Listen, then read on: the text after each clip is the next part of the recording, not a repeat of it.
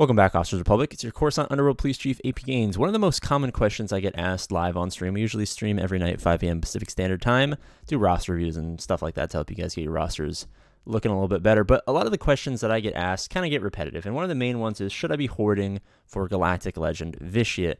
Now, the answer to that is yes, kind of. The reason I say yes is because in June they're going to announce the next road ahead, and that will either tell us who the next Galactic Legend is. It's probably going to be an Old Republic Galactic Legend, and Vitiate makes the most sense since it's going to be a Dark Side GL. But I don't think that they are going to announce a Galactic Legend. I think the lifespan of Galactic Legends is kind of over. The meta right now is very anti-Galactic Legend, and since they are massive investments, you kind of, limit yourself to how good you can be at the game. While you farm them, they take forever. And I'm going to come at this from a perspective of you guys aren't spending thousands of dollars like the whales. You're not going to have, whatever the GL is if it gets announced day one. You're just a normal player. You're either free to play or maybe you spend a couple of bucks every month. You spend like $20 a month or something like that here and there. It's not that big a deal. You're not, breaking the bank or anything. But these characters take forever. I've been farming JML for, 8 months, and I'm at 6 out of 16 of the requirements. I'm a little bit closer. Obi-Wan's at least at 5. Rey will probably be relic soon. I don't have Mon Mothma, 3PO, and Chewie I can relic right now. Han Solo I can get up. Hoda I can get up.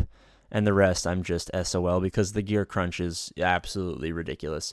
But that being said, when you're punching up so much, you do need, a certain amount of Galactic Legends. But for most players, and I don't mean most players. I mean most players who'd be in a situation where the new Galactic Legend is within their grasp. They have 2-ish GLs plus your 5 to 5.5, anywhere up to 10 million galactic power for these people.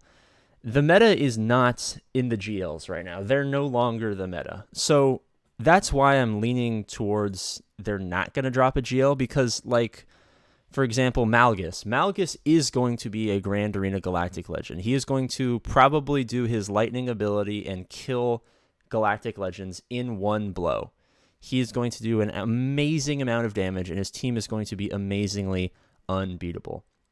I think the direction of the game is in these conquest characters, which is why people are always, we do roster reviews every night, help you guys out. People are always like, what could I have done? I'm really struggling in this aspect. I'm struggling in ships, or I'm struggling with a couple of teams. And I always tell them that Conquest sucks the same way ships suck because they're important. They're the dividing force between good players and great players. I see a lot of people who are 5-6 million galactic power, and their ships, they don't have the interceptor. And they're asking me hey, APGAINS, I'm 6 mil and I can't get into Kyber because my ships suck. What could I have done? And I'm looking at their ships, and I'm like, okay, well, you have a good finalizer fleet. I don't. You have the executive negotiator. Well, where are you missing? And I'm like, okay, well, you got a solid Empire fleet, which is a C tier team, but all you have to do is add something like, a Gear 1 second sister interceptor, and it becomes an A tier fleet, and then all of a sudden you have an extra A-tier fleet that you can beat negotiators, you can beat malevolences, you can beat rebels, you can beat first order, you can beat anything with it pretty much at low gear, minimum investment. It's stuff like this. It's going to be the conquest stuff that I think that they're leaning towards the game now. So I guess wait 3 weeks, see if they announce a GL. If the GL looks like it's something that you want and the requirements aren't ridiculous, which I imagine they probably will be ridiculous if they come out, and you're 5.5, 6 million plus, and it looks like it's going to be better than the alternatives. It's going to be better than Rey. It's going to be better than SWGOH, whatever GLs that you could have otherwise farmed. Then yes, farming up for the GL Vitiate will be fine.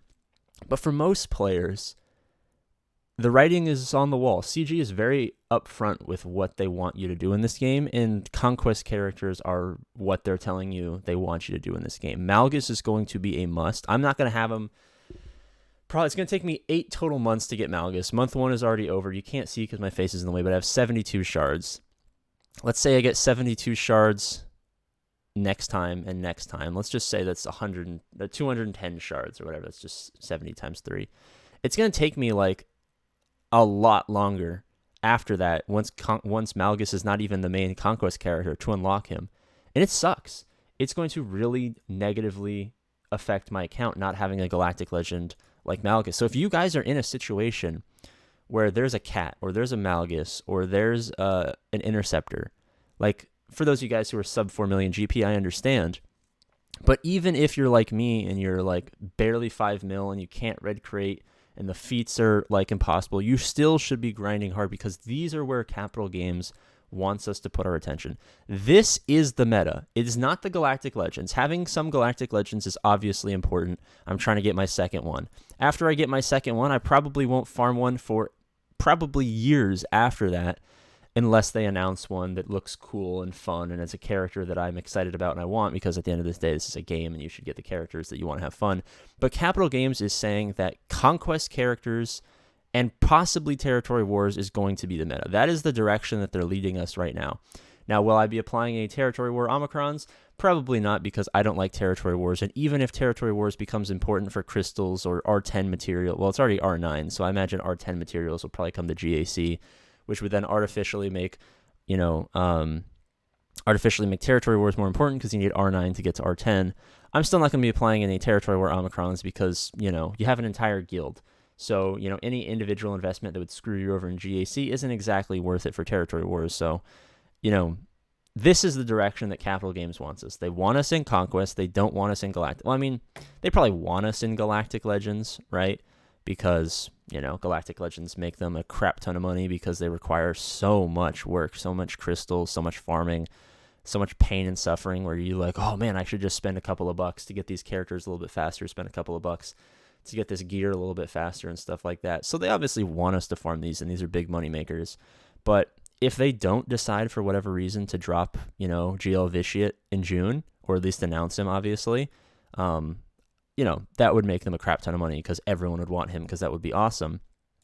But if they go the whole post in June without a Galactic Legend announcement, don't be hoarding up for Galactic Legends that aren't there. That's not the meta. GLs are not the meta. Get the Conquest characters, get the core, get the teams, and for God's sakes, get the ships. Because the meta is ships for the mid game. For the early game, it's more teams. For the mid game, it's ships. For the end game, it's money. Whatever area of the game you're in, focus on what is going to help you win. In the early game, it's going to be your teams, having as many teams as possible. In the mid game, it's going to be ships, having as many good ships as possible. In the end game, it's going to be praying that your opponents don't spend too much more money than you do. But whatever it is, wherever part of the game you are, play to the meta. Don't play to an older meta that no longer exists. Play to the meta. That being said, if they announce another Galactic Legend and it's OP and it's broken and it works with Malgus, which would be awesome, and it's fun and you're excited about it, you can farm it.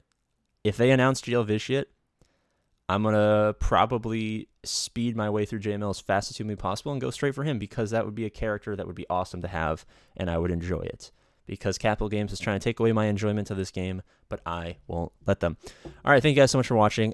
Boom, link above me again to the second channel. Just subscribe, even if you don't plan on watching any of the videos there. I would appreciate if you guys just subscribe to get me to 1,000 subscribers, because that's a nice round number and it would be fun.